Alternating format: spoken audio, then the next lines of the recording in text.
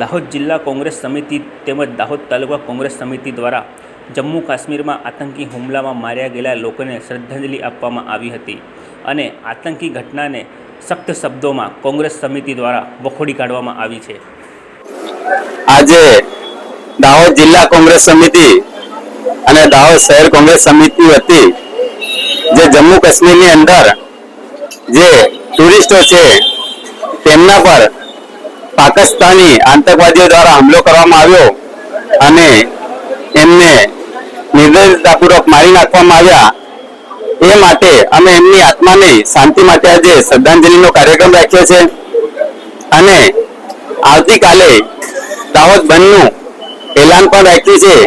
એની અંદર દાહોદવાસીઓને અમે નમ્ર વિનંતી પણ કરવા માંગીએ છીએ કે સૌ સાથે મળીને આ આત્માઓની શાંતિ માટે આપણે સૌ સાથે મળીને ભગવાનને પ્રાર્થના કરીએ અને નાત જાતના ભેદભાવ ભૂલીને પક્ષાપક્ષી ભૂલીને સૌ સાથે મળીને એમના પરિવારજનોને શાંતિ મળે એ માટે સૌ ભગવાનને પ્રાર્થના કરીએ છીએ।